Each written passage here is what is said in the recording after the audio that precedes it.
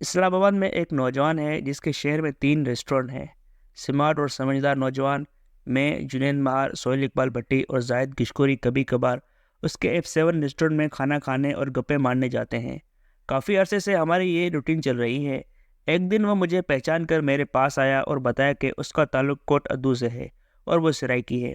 اس نوجوان کو دیکھ کر کچھ حیرانی ہوئی کہ اتنی ینگ ایج میں وہ 3 ریسٹورنٹس کا مالک ہے اور اچھا خاصا کام چلتا ہے۔ خیر، میں نے اس کی کامیابی کی کہانی سن کر کہا، باقی تو خیر ہے، آپ نے ایک مت تو توڑ دی جو ہم سرائکیوں کے بارے میں مشہور ہے کہ کم جوان دی موت ہے۔ اب ہمارے علاقے کے نوجوان دنیا کے ہر خطے میں کام کی تلاش میں نکل گئے ہیں۔ کچھ دن پہلے کراچی کے ہمارے دوست اقبال دیوان بتا رہے تھے کہ دبئی میں میرے گاؤں کا ایک نوجوان وہاں ملا۔ تعارف ہوا تو پتہ چلا کہ وہ اسی ہوٹل میں شیف ہے۔ اس نوجوان نے اقبال دیوان کی بھی خدمت کی جب اسے پتہ چلا کہ وہ میرے مہربان ہیں۔ چلے، میرے گاؤں کے اس نوجوان کا شکریہ جس نے دبئی میں میرا نام سن کر اقبال دیوان کا خیال رکھا۔ کل رات سہیل بھٹی، جنید مہار اور دبئی سے آئے ہمارے دوست اخدر درانی بھی ساتھ تھے۔ کھانے کا پروگرام بنا تو وہیں چلے گئے کہ وہاں رات دیر تک بیٹھنے کی آزادی مل جاتی ہے۔ ریسٹورنٹ کے مالک کو پتہ چلا تو وہ بھی ہمارے ساتھ آ بیٹھا۔ سلام دعا کے بعد بتانے لگا کہ وہ اب تیسرا ریسٹورنٹ کھول رہا ہے۔ پھر بولا، حالات کس طرف جا رہے ہیں، پاکستان کا کیا بنے گا، صورتحال کچھ اچھی نہیں ہے۔ وہ مجھ سے رائے لینا چاہ رہا تھا۔ میں نے کہا، قومی لیول کے حالات کو ایک طرف رکھتے ہیں، یہ بتاؤ آپ اسلام آباد کب سیٹل ہوئے اور اس وقت آپ کی اپنی کیا حالت تھی، کس طرح کے حالات تھے اور کیا کرتے تھے؟ وہ بولا، وہ 2011 میں اسلام آباد پڑھنے آیا اور پھر یہی سیٹل ہو گیا۔ اس وقت کے حالات بس گزارا ہی تھا۔ میں نے کہا، پھر آج 13 برس بعد اسلام آباد میں وہ کیسی زندگی گزار رہا ہے؟ کیا اس کی اپنی زندگی میں کوئی تبدیلی آئی ہے یا سب کچھ وہی ہے جو 2011 میں تھا؟ وہ بولا، بھائی یہ تو کوئی موازنہ نہیں۔ میں نے کہا، قومی سطح کے حالات پر بعد میں بات کرتے ہیں، پہلے اس میز کے ارد گرد بیٹھے لوگوں کی بات کر لیتے ہیں۔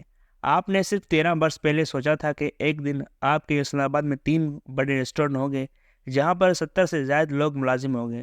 وہ بولا، نہیں، کبھی نہیں سوچا تھا۔ میں نے کہا، اس وقت آپ 70 لڑکوں کو نہیں بلکہ 70 خاندانوں کو اللہ کی مہربانی سے روزگار دے رہے ہیں۔ ایک ایک گھر کے 5 افراد بھی ہوں تو تم اس وقت 350 سے زائد لوگوں کی روزی روٹی کا بندوبست کر رہے ہو۔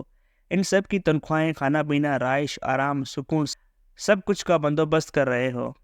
ابھی آپ کچھ مزید پلان بنا کر بیٹھے ہو۔ 3 ریسٹورنٹ کا مطلب ہے درجنوں مزید لوگوں سے آپ دیگر اشیاء کی خریداری کرتے ہو، بکرے سے لے کر نمک مرچ مسالہ، دودھ دہی وغیرہ۔ یہ پیسہ بھی لوگوں کی جیبوں میں جا رہا ہے۔ اگر دیکھا جائے تو آپ اکیلے بہت سے لوگوں اور خاندانوں کے لیے وسیلہ بنے ہوئے ہو۔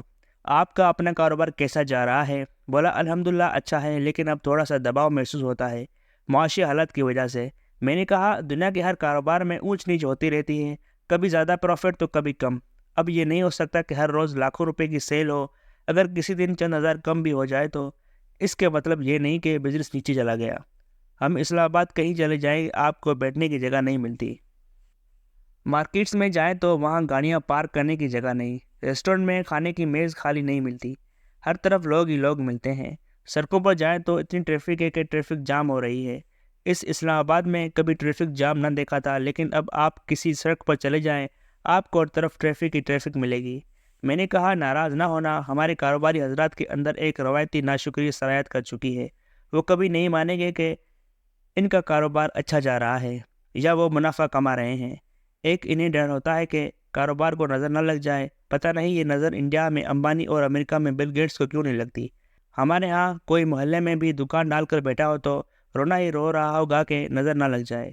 اسے یہ بھی خوف ہوتا ہے کہ اگر اس نے مان لیا کہ اس کا بزنس چل پڑا ہے تو اسے ٹیکس دینا پڑے گا اور وہ مر جائے گا، ٹیکس نہیں دے گا اور رولا ڈالر رکھے گا۔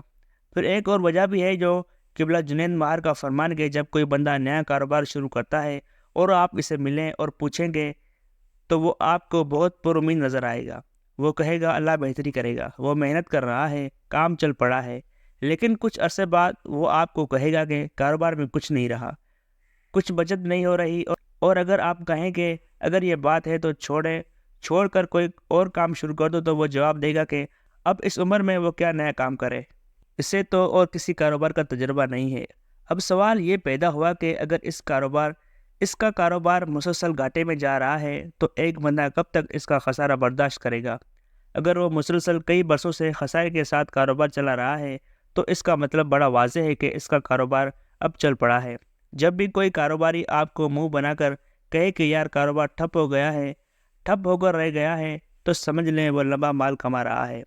میں نے کہا جب بھی تمہیں کو لگے کہ حالات خراب ہیں تو خود کو یاد دلایا کرو کہ 2011 میں جب تم اسلام آباد آئے تھے تو اس وقت تمہاری کیا حالت تھی اور آج کیا ہے۔